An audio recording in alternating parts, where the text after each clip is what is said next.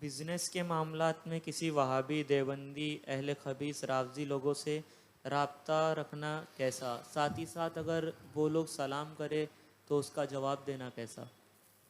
کسی وہابی دیوبندی رافضی بد مذہب وغیرہ کے جس کی بد مذہبی حد کفر کو پہنچ چکی، ایسے بد مذہب سے کسی طرح کے تعلقات رکھنا یہ جائز نہیں ہے۔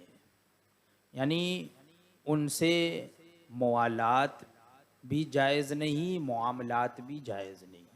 موالات کا مطلب یعنی ان سے دوستی رکھنا، میل جول رکھنا، یہ بھی جائز نہیں ہے، اور علماء فرماتے ہیں کہ معاملات بھی جائز نہیں ہے۔ معاملات کا مطلب یعنی ان سے خرید و فروخت کرنا، ان سے سودے بازی کرنا۔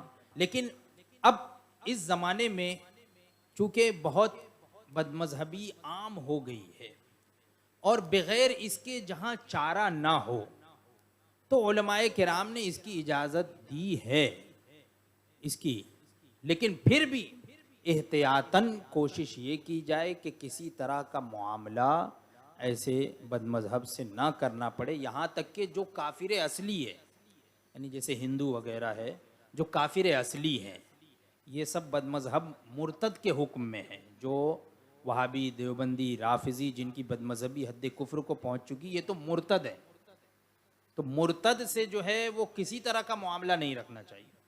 ہاں جو کافر اصلی ہے تو کافر اصلی سے معاملات کی اجازت ہے، یعنی ان سے جو ہے وہ سوداگری کی جا سکتی ہے، تجارت کی جا سکتی ہے، بزنس وغیرہ کے لیے ان سے تعلق رکھا جا سکتا ہے۔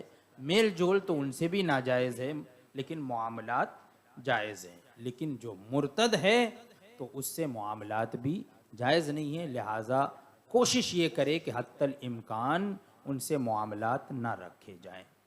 اسی طرح کالج وغیرہ میں اگر کوئی مل جائے،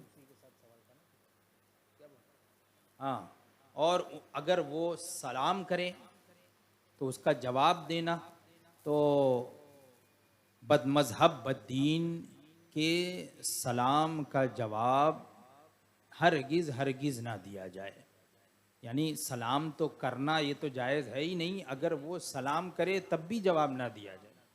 یعنی آپ اظہار کریں کہ ہمارا تم سے تعلق نہیں ہے، بھئی شرمانا کیوں؟ اظہار کیوں نہیں کرتے ہو؟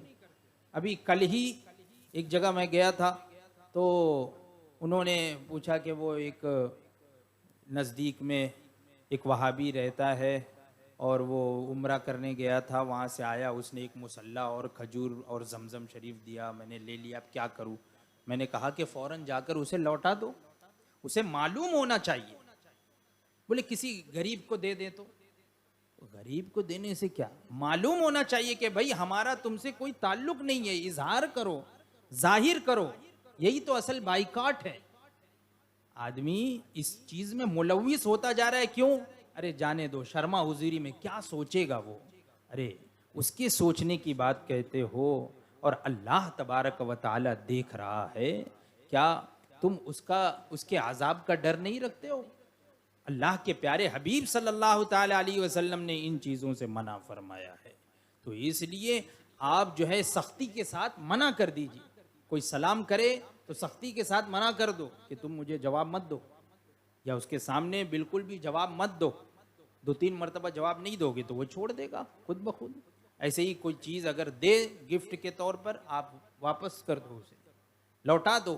اس طرح سے اظہار کیا جائے تاکہ بائیکاٹ ہو۔